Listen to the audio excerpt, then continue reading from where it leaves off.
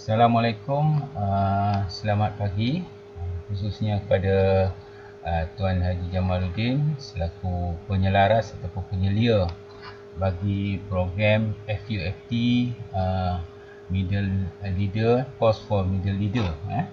Jadi saya di Zulkifli bin Harun daripada College Vocational Sri Iskandar akan membentangkanlah hasil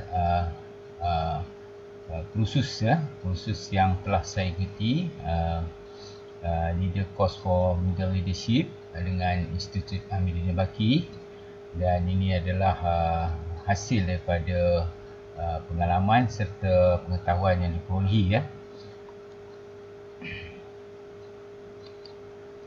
di sini saya akan sedikitlah menerangkan berkaitan dengan diri saya. Personaliti saya TS ataupun Teknologis Zulkifli bin Harun, adalah Ketua Jabatan Mekanikal dan Pembuatan di KV Sri Iskandar Perak. Dan sedikit pengenalan diri saya. Saya mendapat pendidikan menengah di SMK Anderson Ipoh mula 1983 hingga 1987.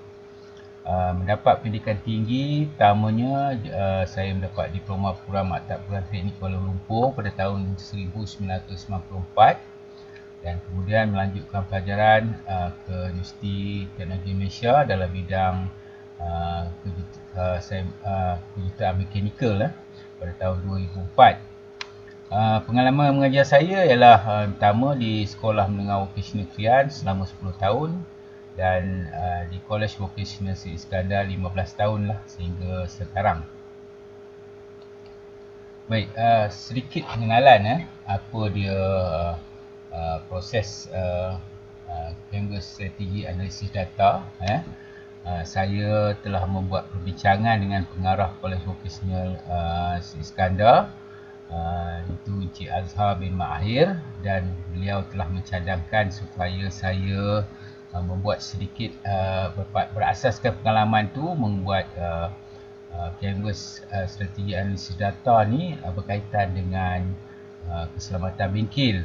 Jadi pengenalannya, keselamatan dan kesihatan merupakan aspek yang penting dalam pengurusan PDPC di College Vocational.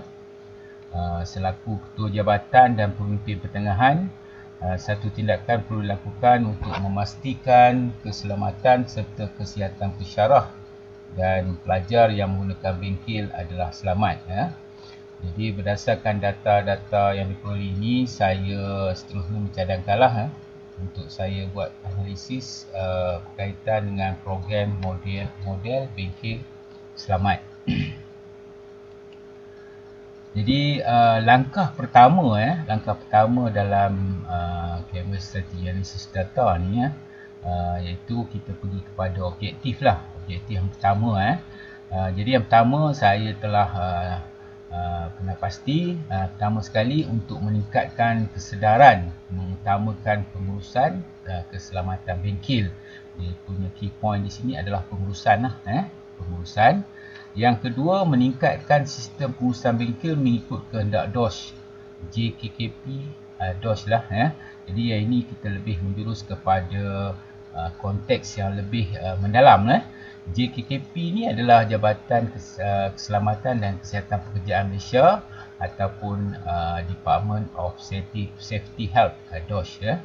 Yang ketiga, memastikan keselamatan pensyarah dan pelajar semasa berada di bengkel.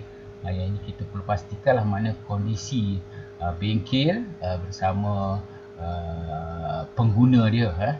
Jadi keselamatan pensyarah dan pelajar tu perlu diutamakan, dan mereka ni adalah pengguna utama bengkel yang akan kita jadikan model bengkel selamat.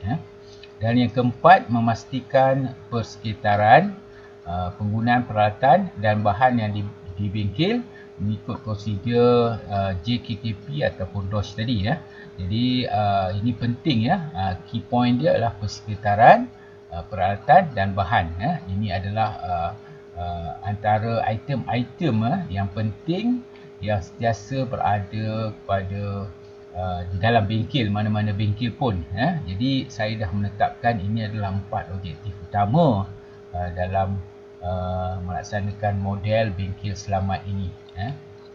Okey, sini saya akan terangkan sedikitlah. Kita masih pada langkah utama, iaitu strategi bagaimana proses ini dilaksanakan.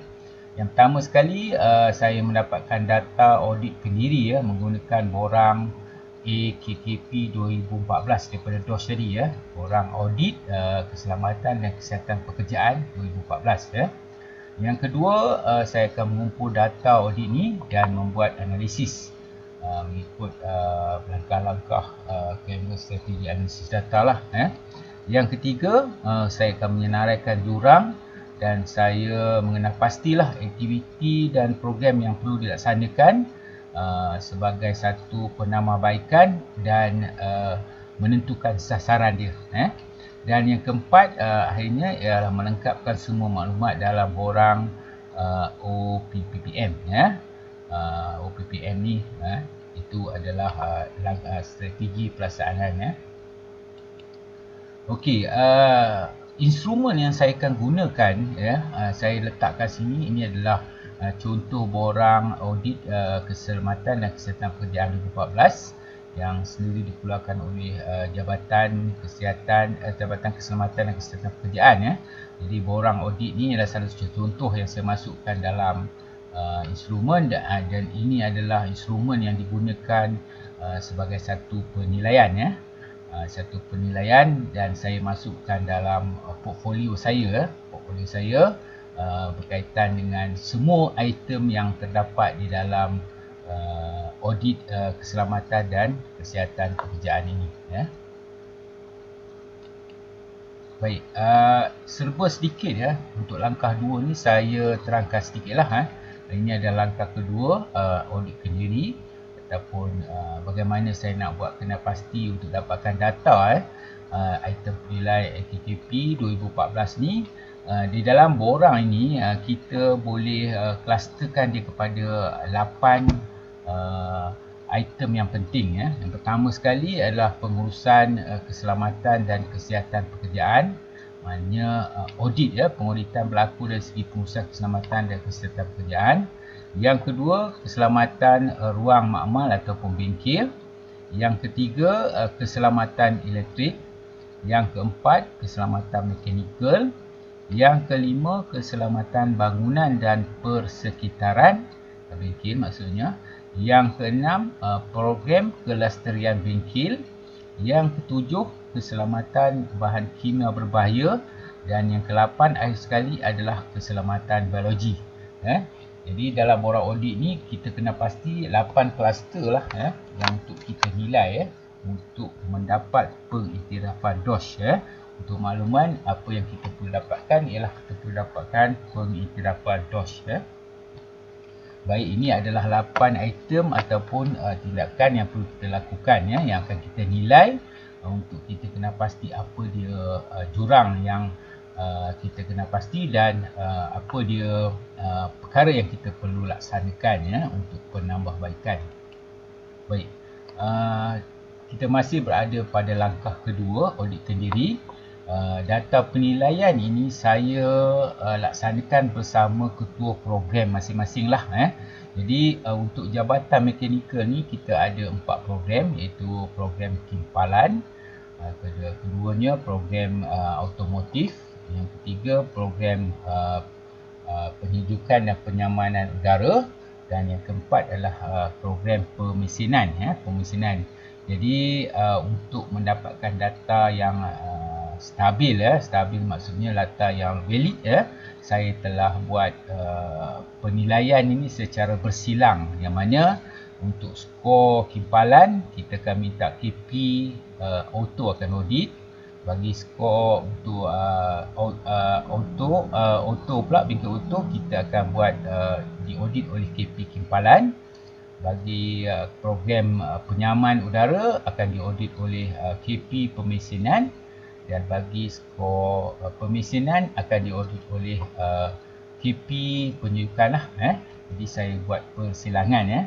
Jadi hasil daripada audit tu saya telah dapat merumuskan inilah dia apa data-data yang diperolehi ya, data-data yang diperolehi daripada semua audit yang berlaku, semua audit yang berlaku, yang mana dalam ni saya saya silangkan penilaian itu supaya kita dapatkan markah yang lebih baik lah, maknanya validity-nya berada di situ. Jadi yang kita buat audit adalah daripada segi 8 item, penting 8 item yang terdapat dalam borang JKKP. Hasil daripada data-data itu saya telah buat analisis jurang. Yang ini adalah langkah ketiga, analisis jurang langkah ketiga, dan yang berwarna coklat ni menunjukkan skor maksimum, skor yang sepatutnya diperolehi lah, skor yang patut diperolehi. Bagi kita tengok program kimpalan, yang warna hijau ni menunjukkan data warna hijau lah, warna hijau ini data yang diperolehi. Kemudian bagi program auto yang berwarna kuning, dan bagi penyejukan ataupun air conditioning yang berwarna kelabu ni, kelabu. Dan yang akhir sekali yang warna biru ni adalah program mesin. Jadi berdasarkan data ni saya kena pastilah, kena pasti beberapa item yang menunjukkan jurang yang besar, jurang yang besar. Jurang yang besar adalah daripada item pertama, item kedua, item ke-5, ke-6, ke-7 dan ke-8 yang menunjukkan jurang untuk capaian skor maksimum adalah besar, adalah besar. Okey, ini adalah analisis yang telah berlaku. Jadi saya akan tunjukkan di sinilah data penilaian tu secara lebih detail. Jadi kalau yang bertanda merah ni saya kena pasti sebagai item-item yang perlu kita beri perhatian kerana mempunyai jurang yang besar. Yang pertama, pengurusan keselamatan dan kesihatan pekerjaan, keselamatan bangunan dan persekitaran, kemudian program kelestarian bengkel, keselamatan bahan kimia berbahaya dan keselamatan biologi. Jadi situ kita nampaklah yang ini menunjukkan jurang-jurang yang besar, jurang-jurang yang besar berbanding item 2, 3 dan 4. Maknanya kita daripada data ini, daripada analisis jurang ini, saya kena pasti inilah dia fokus kita untuk meningkatkan meningkatkan dan memastikan objektif kita daripada awal tadi tercapai. Baik, untuk itu saya pergi kepada langkah keempat lah. Langkah keempat ni adalah kita merancang spek SPECT ataupun Program School Program Check Tool. SPECT ni adalah School Program Check Tool. Saya tak ubahlah sepatutnya ke college, tapi walaupun di sekolah kita biasa guna untuk analisis data, jadi saya ubah sesuai untuk kita buat model bengkel selamat lah sesuai dengan college vocational di Malaysia, dan saya harap ini boleh jadi satu reference lah untuk kita melaksanakan program. Jadi untuk itu, untuk langkah itu saya telah senaraikan 8 program yang college akan laksanakan. Yang pertama sekali kursus keselamatan dan kesihatan, kedua auditkan diri, ketiga lawatan penanda aras, keempat lawatan industri, yang kelima in-house training bagi unit, yang keenam kempen keselamatan, yang ketujuh audit silang, dan yang ke-8 IR ataupun instructional round. Jadi fokus kita tadi pada item yang pertama, item ke-5, item ke-6, item ke-7 dan item ke-8. Jadi untuk buat alat semakan program ni, saya telah kena pastilah program yang kita beri keutamaan, yang kita perlu wujudkan dan kita perlu kekalkan. Di sini saya rasa daripada 8 program ni tidak ada yang kita perlu hapuskan, tapi bagi untuk kita tambah lebih bagi 1, 2 dan 4 itu untuk meningkatkan jurang ni, merapatkan jurang bagi item 1, 5, 6, 7 dan 8. Saya kena pasti kita kena tambah program lah bagi program 1, 2 dan 4, iaitu kursus keselamatan dan kesihatan, yang kedua audit kendiri, dan yang keempat lawatan industri. Lawatan industri ni untuk kena pastilah kesesuaian bengkel kita adakah mencapai tahap industri ataupun setidak-tidaknya paling minima sekali lah, paling minima sekali kehendak industri tu. Kemudian saya kena pasti ada program yang kita boleh kurangkan lah, yang ketiga iaitu lawatan penanda aras. Mungkin kadang-kadang kita buat 3-4 lawatan penanda aras ke KV, jadi kita kurangkan lah sebab yang ini kita kena pasti, saya kena pasti yang ini nampaknya kita perlu pergi lebih jauh. Kita perlu pergi ke industri untuk kena pasti kekurangan kita. Dan yang 8 tu IR, create, kita wujudkan IR lah, international round ni maknanya kita lebih wujudkan program ataupun kita buat audit secara bersama lebih untuk kita kena pasti kelebihan, kekurangan dan apa dia hotspot yang kita perlu kena pasti pada bengkel-bengkel tersebut. Dan yang kita kekalkan 5, 6 dan 7 iaitu program 5 in-house training unit, kemudian yang ke-6 kempen keselamatan, dan yang ke-7 audit silam. Yang ini maknanya kita perlu kekalkan dan kita perlu pastikan dia dilaksanakan. Jadi itu langkah 4 bagi school program check 2 spec. Okey. Langkah 5, apakah tindakan yang kita lakukan? Apa tindakan yang pihak college lakukan? Jadi di sini saya boleh tunjukkanlah beberapa contoh. Beberapa contoh. Kita telah melaksanakan taklimat keperluan keselamatan bengkel pelatihan kesihatan pekerjaan iaitu pada 22 Jun.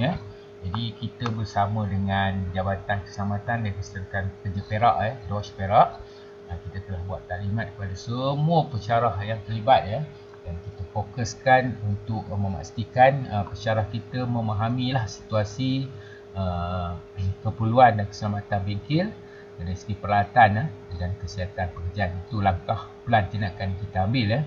Saya akan nyatakan dalam OPPM nanti. Baik, seterusnya kita juga ada melaksanakan kursus dengan NIOSH, National Institute of Safety Health, dan ini salah satu borang high-rate form.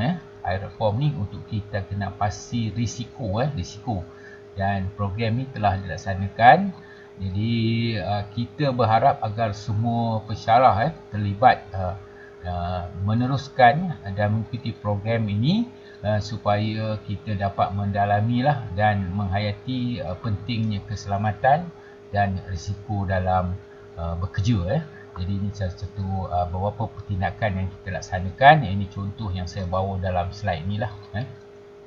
Jadi dalam langkah yang kelima, saya juga telah melaksanakan audit ketua program bagi Jabatan Mekanikal, dan dalam program plus minus delta ni, kita menggunakan borang plus minus delta ni, langkah 5, saya telah merumuskan beberapa perkara hasil daripada dapatan ketua program 4 program tadi.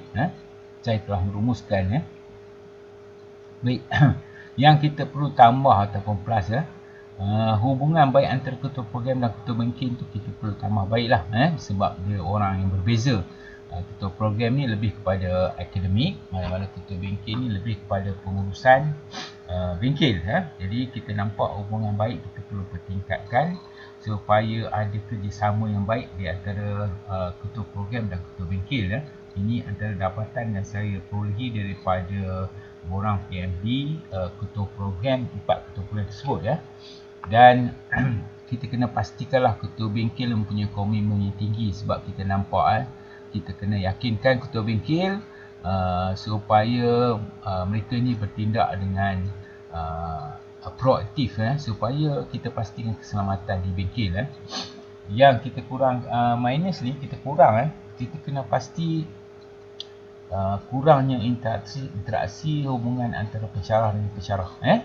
Maknanya pensyarah dan pensyarah ni kurang interaksi. Saya ambil contoh begini. Penggunaan bengkel dalam satu hari. Satu hari kita nampak pensyarah A dengan pensyarah B menggunakan bengkel yang sama. Jadi bila tidak ada interaksi, kita nampaklah peralatan yang bertabur, penggunaan alat yang ni. Jadi kita rasa interaksi tu penting. Jadi kita kena sediakan satu alat hubungan yang penting lah antara pensyarah dan pensyarah ni dalam proses pertukaran pelajar di kelas tadi masing-masing. Kemudian pensyarah pengalaman kurang memberi bimbingan kepada pensyarah baru. Ini biasanya berlaku. Kita nampaklah kita ada pensyarah yang kategori pengalaman bawah 10 tahun. Kita ada kategori pensyarah yang lebih 10 tahun, dan kita ada juga pensyarah yang mempunyai pengalaman lebih daripada 20 tahun, 25. Jadi kita rasa pengalaman pensyarah-pensyarah ni amat penting lah yang bagi berpengalaman, dan kita nampak kita perlu hargailah pensyarah ni, pengalaman dia, supaya kita pengalaman ni boleh berkongsi dengan pensyarah-pensyarah baru. Dan delta pula yang kita hot, yang kita kena pasti kita perlu menggalakkan pensyarah untuk mendapat sijil pengiktirafan peringkat antarabangsa dengan NIOSH. NIOSH ni adalah satu institut keselamatan ataupun singkatan National Institute of Safety Health. Jadi banyak sijil-sijil peringkat antarabangsa yang dikeluarkan oleh NIOSH. Dan jadi dari segi safety ni banyak yang kita boleh gunakan, banyak yang kita boleh pelajarikan. Jadi kita berharaplah supaya pensyarah ni di pihak kolej kita mengharapkan pensyarah ni, kita menggalakkan supaya dapat pengiktirafan peringkat antarabangsa dengan NIOSH. Seterusnya kita galakkan juga pensyarah ni menyertai program dan seminar peringkat pusat pengajian tinggi. Ini tujuannya untuk kita buat penambahbaikan kekurangan kita boleh kongsi bersama dalam program-program seminar ataupun anjuran pusat pengajian tinggi.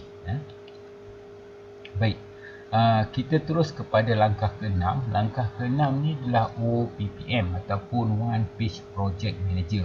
Pada keseluruhannya saya dah letakkan semua program berada dalam ni, berada di dalam OPPM ni. Saya dah nyatakan sebagai ketua saya TS Zulkifli Harun.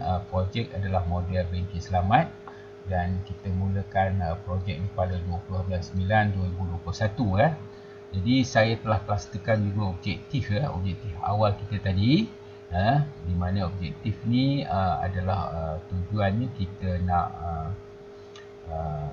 nak kena pasti kita nak fokuskan objektif dengan apa dia tugasan ataupun program yang kita perlu laksanakan. Jadi di sini juga saya letakkan status penyampaian projek.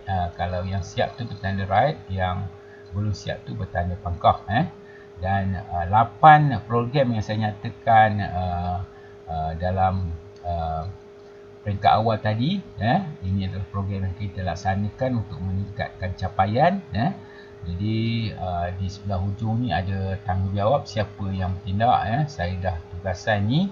M3P ni adalah pengurusan, pihak pengurusan tertinggi maknanya ini penglibatan pengarah timbalan bersama ketua jabatan yang terdiri daripada 16 orang.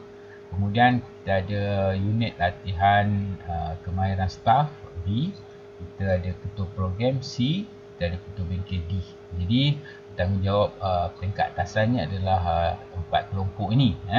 Dan sumber kewangan kita biasanya kita akan peroleh daripada Persatuan Ibu Bapa dan Guru. Kemudian kita dapat PCG adalah peruntukan daripada bahagian pendidikan teknik dan vocational. Kemudian ada peruntukan khas daripada unit latihan kemahiran staf.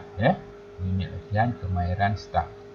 Jadi kalau saya letakkan 4 objektif ni untuk mencapai objektif saya utama adalah pertama, memastikan keselamatan pensyarah dan pelajar dan bengkel selamat dan mematuhi standard JKTP DOSH.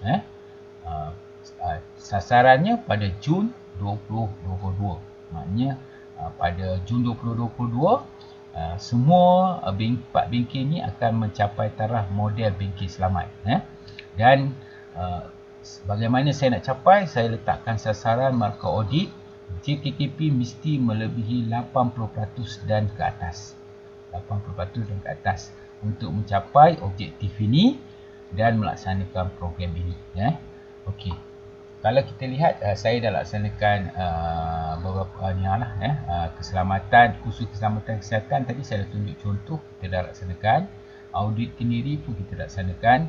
Kemudian kita ada buat plus minus data, IR tadi kita dah buat.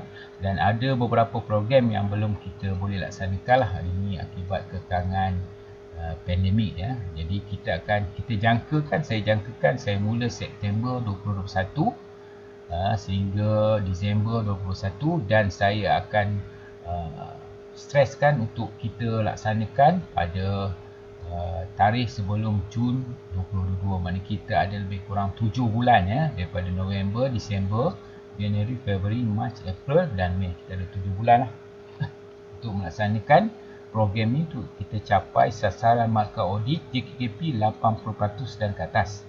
80% dan ke atas mana kita diiktiraf berada dalam keadaan baik ya.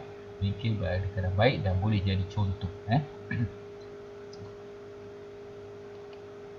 Baik, ini adalah contoh borang penilaian ya, keberhasilan langkah 7 tadi.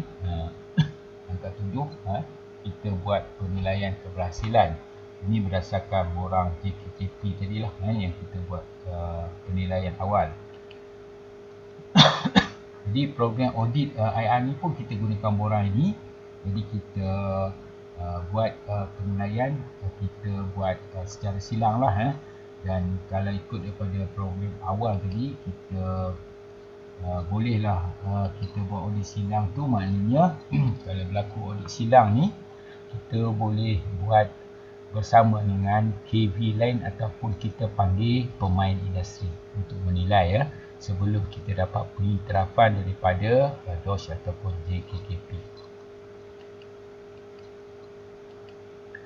Baik, akhir sekali 8 langkah Pengurusan Strategi Analisis Data ni, saya ada buat beberapa tindakan susulan lah untuk kena pasti ya. Maknanya ini adalah saya rumuskan apa yang perlu kita berlakukan daripada OPPM tadi ya. Kursus keselamatan NIOSH, kebaikannya pesyarah akan dapat mempelajari dan penerapan keselamatan. Kelemahannya kita perlukan tenaga pengajar luar lah dan kosnya agak tinggi ya. Kemudian kita ada program kerjasama Jabatan Alam Sekitar Untuk ini adalah untuk meningkatkan higien atau persekitaran kerja selamat ya, pelajar-pelajar kita dan pesyarah. Juga kita dari seginya memerlukan kos yang agak tinggi. Kemudian kita buat instructional round ya. Pesyarah akan perlu banyak perkongsian maklumat serta kaedah menyelesaikan masalah. Pesyarah akan lebih bermerasi dan dihargai ya. Tapi dalam kita melaksanakan program ni, kita juga kena pastilah kelemahannya. Tentulah suka mendapat kerjasama daripada pesyarah yang ada pengalaman ya. Kemudian kita ada in-house training program untuk pesyarah mempelajari teknik dan maklumat terkini lah. Dan antara kelemahannya ini adalah dari segi ketengahan masa ya, mana kesibukan pesyarah itu untuk melaksanakan in-house training ya. Baik, kesimpulannya kajian ini menggunakan kaedah Canvas Strategi Analisis Data. Pertamanya kita nak kena pasti masalah merancang program dan kita buat analisis keberkesanan program model bengkel selamat ya. Jadi tujuannya kita menjadikan semua bengkel di Kuala Lumpur Iskandar adalah kondusif dan selamat ya.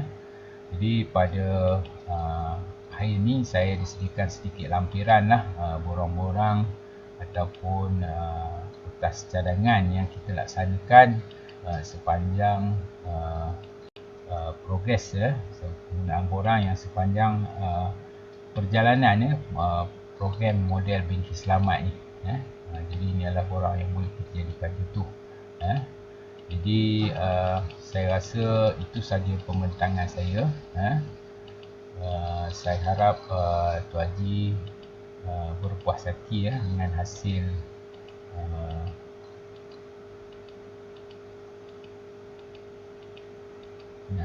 yang telah saya laksanakan hampir kalau ikut tempohnya dalam masa 2 bulan lah.